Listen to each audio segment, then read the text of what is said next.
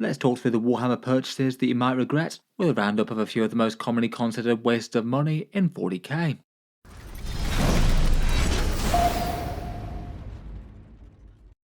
Hello and welcome back to Warspecs Tactics, where today I thought we'd talk a little bit about Warhammer 40k buying, and this fairly expensive hobby, a few things that people in hindsight were perhaps a waste of money in one way or another, and maybe a few ideas for how to avoid. For this one I thought I'd round up a good few ideas of my own, and draw on a few more that you supplied from a recent community post. In any case, hopefully the benefit of hindsight for some people might be able to help a few people plan purchases if they're planning to make them anytime soon. First up, perhaps one of the most commonly cited things that make people regret a purchase are all the armies and units that have lost support over the years, 10th edition particularly having taken this to a whole new level for Warhammer 40k. It seems to have been a bit of a turning point for Games Workshop deciding that they're streamlining 40k and trimming the fat from a whole bunch of factions, things like resin miniatures going to legends, Heresy era and Forge World kits losing full support, and recently we've even had two entire armies that were standalone factions basically rolled inside different armies in one way or another, with the Death Watch and the Harlequins. The Death Watch are particularly fresh in people's mind at the moment. There's lots of players out there who have collected basically entire armies of Death Watch Space Marines with all sorts of their funky kill team loadouts, and now weirdly have had their army kind of cut in half, either filled them as standard Space Marines with a lot less flavour and kind of bad access to the Death Watch unique units, or filled them as agents of the Imperium and just not use a whole bunch of their collection at all. I'm sure a fair few people wouldn't have made quite as much a big financial investment into the faction if they knew that Games Workshop was going to really quite radically reinterpret it and send a whole bunch of mixed kill teams to Legends. The Harlequins for their part were folded into Eldari. I guess they might at least have a bit of hope for a themed detachment when the Eldari Codex comes out, though again, while you can still field entire armies of them, they feel far less well supported than when they were an entire army all out on their own. You just don't really get the same amount of thought or balance put into them if you field whole armies of them, as opposed to just a few Harlequin units splashed into a Greater Crash Worlds or maybe Drukhari force. There's been plenty of other examples throughout 10th though, any of the resin characters that people might have bought kind of recently and lost rule support, the Heresy era kits for 40k, Games Workshop selling people on Leviathan Dreadnoughts, Kratos tanks and Contemptor Dreadnoughts when they came out for their Heresy plastic releases in 9th, and then sending them to Legends in 10th, and the same for a whole bunch of long-serving Firstborn kits early in the edition. Age of Sigmar hasn't really had it much better, with a bunch of recent certain Stormcast miniatures no longer being properly supported as their own thing, and the Beasts of Chaos range heading to All World. I feel like these sort of changes are some of the harder ones to predict, though generally I feel like for quite a lot of these armies it tends to be the more peripheral things that are most under threat, say like the Death Watch mixed kill teams that never had a unique kit of their own. That didn't really gel very well with Games Workshop's no model, no rules policy, and anything else with digital datasheets outside of the codexes, such as the Heresy era kits or the Forge World units, they also felt more at risk as well. Otherwise, Deathwatch and Harlequins, I guess, were the least collected 40k factions, and that put them at more of a threat. I believe the only other rumours that we've had of other 40k mainline factions getting radically reinterpreted might have been the Chaos Demons, which there have certainly been rumours about them being split up into individual deity armies like Age of Sigmar, though very much unconfirmed at this point. Maybe in a similar kind of vein, any units that had new model updates shortly after might not have pleased some people if they'd just dropped a whole bunch of money on them. Say maybe if you bought the older Ghazghkull miniature not too long before the new unupdated sculpt of Ghazghkull came out, it might particularly feel bad if the kit's so good that you still want to pick up the new one, or it's just significantly different, maybe a bigger size or having radically different war gear that the old model no longer particularly works well for the new one, or it might not have some shiny new war gear that you want. Perhaps say the Tyranid Termagants from the 9th edition boxes that had gone back a long time to the new resculpts for 10th edition with their special weapons that they picked up. For these ones, I think there's a general sense of some kits that are far more at risk of replacement than others, say anything Firstborn for the Space Marines at this point, Grey Knights and unique Space Wolf units might be some of the ones that come to mind the most, and anything Firstborn in the core codex is probably going to have a judgment day in 11th edition if Games Workshop stick to their form. Literally every single resin model for Warhammer 40k, whether it's Finecast or Forge World, is likely to get an update or a rule sent to Legends in the not too distant future. Maybe those Eldari Aspect Warriors, given that we know that there's a release coming for them. And literally every Forge World model that's aimed at Warhammer 40k and is smaller than a Titan scale unit. Some older plastics are obviously more due an update than others, say for example the Necron Locust Destroyers with the green rods. They were maybe a surprise that they didn't get a redo when Games Workshop released the Locust Heavy Destroyer for them. But at the same time, older miniatures like that can be annoying for current collectors, as you don't really know whether or not they're going to be replaced anytime soon. Just because they've got a particularly old and dated model, an update could still be years and years away. Say take the Eldari Warp Spiders that are over 30 years old at this point. I feel like you can certainly identify the models at risk and the ones that are more likely to be supported well into the future without too much risk of reinterpretation. Maybe it doesn't hurt too much to skew purchases a bit towards things that are pretty certain not to get new miniatures, say come the next edition in a few years' time. That was certainly something I found doing with my own Blood Angels. I might have wanted to pick up a few more Sanguinary Guard or Death Company, though given the entire Primaris update things that they've been having going on, it just seemed like a bad idea when those miniatures could get made obsolete, and the new models might have different war gear, which it turns out that both of them did in their different ways.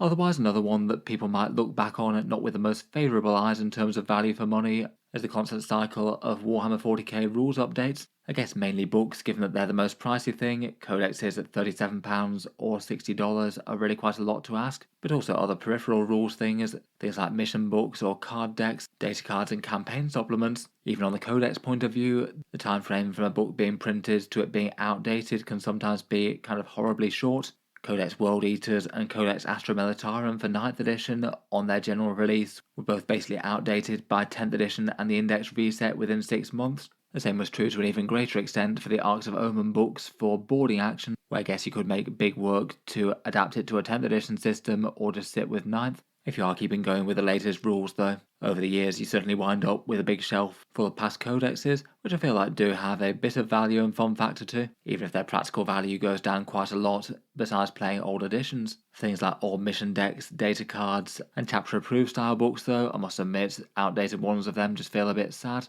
Pretty much things that you know are going to be obsolete after an even shorter time than the average codex. Most codexes that are a bit luckier tend to have more like a 2 or 3 years life cycle on average, and occasionally a bit more depending on when edition updates fall. Campaign books and season updates and things tend to do way worse though. For rules updates and errata and things, a lot of people do resent the idea that they might be buying a book and then having large chunks of it essentially digitally errated in one way or the other, which would say bothers maybe some people a bit more than others. Personally, I don't really mind that quite as much as some. I'd honestly prefer that they support their product with fixes and balance changes when necessary, and I'm capable of holding the rules in my head alongside the physical book as well, but I do get the general sense that Games Workshop basically got it wrong if they're having to make that many changes when it gets sent to print. That certainly feels like a bit of where their digital and printed book system kind of grates a bit against each other. I think it's maybe not too surprising that as a result a bunch of people might be turning to third-party rule sources like Warpedia or New Recruit or anywhere else that lists Games Workshop's rules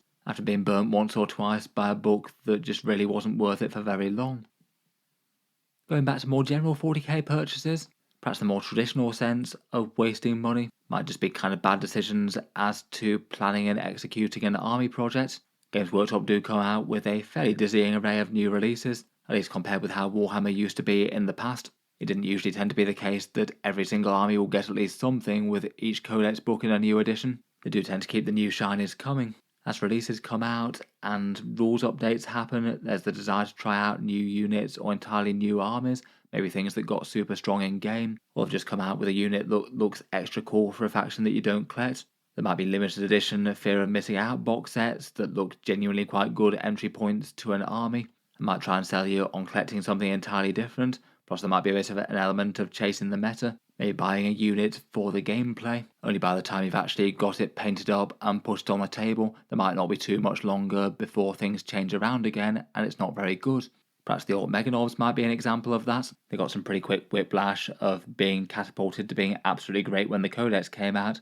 and then Games Workshop nerfing them super hard with both points and rules, and flipping them from being a standout unit to a slightly weak one. It just means between new releases, new rules, and discount deals that are coming out all the time, a bit of lack of impulse control could mean that you wind up spending a lot of money in a very unfocused direction. And you might look back at your overall collection and decide that perhaps you should have just focused a bit more on one army, as opposed to having scattergun things for all sorts of stuff, plus loads of stuff no doubt still in the cupboard. I feel like maintaining a little bit of a pile of shame or pile of potential isn't the worst thing in the world, maybe giving you a little bit of flexibility as to which things you prioritise next on your to-do list. But probably the biggest way to waste money would be to just have things pile up massively in a cupboard for years upon years, and then eventually realise that you're never going to finish that project and go around selling it at a loss. I'm sure you'll get a fair amount of money back given that it's Warhammer and it tends to go up in price over time, but even so it's probably going to be a waste of money and your time and effort overall versus just leaving it in the shop until you could actually get it painted and on the table.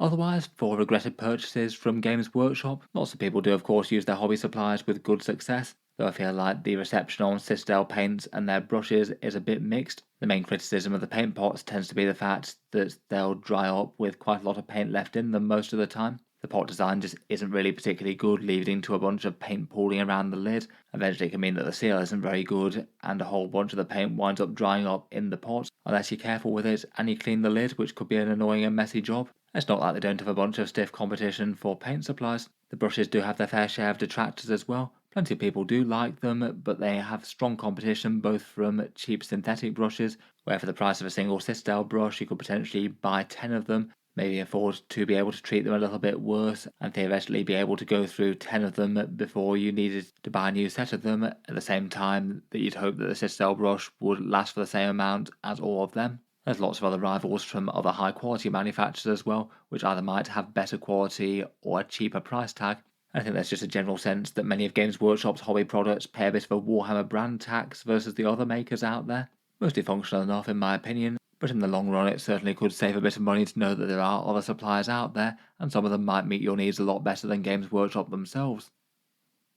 Otherwise, when collecting armies in general, I think it maybe doesn't hurt to have a little bit of skepticism as to the various ways that Games Workshop might sell you a whole bunch of extras when your faction gets updates. In particular, I've generally found upgrade sprues to be kind of painfully expensive for the weight of plastic and the actual detail and theme that they really add, particularly perhaps the smaller, lighter ones like the Space Wolf one here. If you did decide to use exactly this sprue and give every single unit in a big Space Marine army Space Wolf shoulder pads from this sprue exactly, you could be paying something like an extra 30% over the cost of a whole army. There might be other things out there like super fancy base supplies, faction dice for every army that you own, and other various hobby tools, toys and luxuries that you maybe could meet the needs of with something more basic and aren't strictly needed to collect or play your faction. And while most of these are kind of fun, some people enjoy them a lot more than others. There could be one thing to look at if you're looking to trim the fat from your Warhammer purchases. Just weigh up these extras as to whether or not they'd give you more joy than another big shiny unit for your army at some stage, or just having a bit more cash in the bank. Otherwise, if you're talking wasting money and Warhammer, I'm sure there'll be plenty of people out there, and maybe down in the comments, that might just say that Warhammer miniatures in general are a waste of money. I guess this video is going with the premise that you are collecting and painting Warhammer models in the more traditional sense made by Games Workshop. Of course, it's always worth bearing in mind that there are some other alternatives. Plenty of other makers out there that make plastic miniatures. 3D printing ever on the rise, and you can have an enormous amount of resin creations on your table if you want to for far cheaper. Though obviously that's not a hobby that's right for literally everyone, and some people want to focus on the wargaming rather than being their own little model factory. As it goes, Warhammer does tend to be a more expensive hobby than some at least, and there are plenty of people who leave the hobby due to the prices, maybe just deciding that the amount that they're spending just isn't really proportionate with the amount of enjoyment that they're getting out of it, which is kind of fair enough really. People go through phases, enjoy things more than others, and maybe if you are spending a lot but not enjoying it so much, having a break and coming back if you want to isn't the worst idea.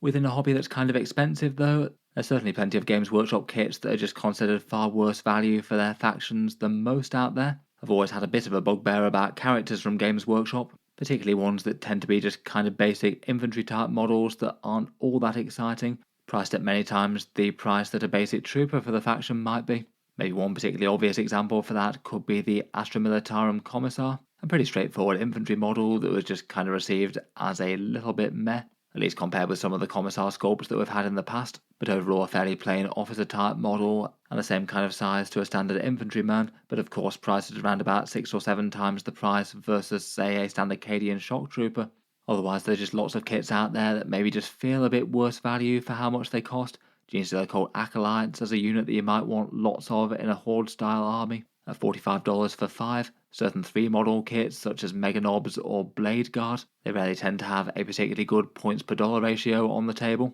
Necron flayed ones and Orc mech guns are some of the other most obvious ones, not really all that much plastic, and few points on the board for how much you pay. Even worse when they're kind of simplistic miniatures that are hard to put together like the flayed ones are. In terms of wasting money, it might just be better to try and go a bit lighter on the things that just seem like worse values overall. If you have them, then maybe go sparingly out of Games Workshop miniatures. You could seek out third-party alternatives, as often they exist, when the pricing just doesn't really feel right. Or you could do a bit of kit bashing, such as converting some warriors into flayed ones, assault intercessors into blade guard, or scratch building some mech guns. Plenty of ways to still get these models in your army if you want them, without necessarily having to pay Games Workshop's prices.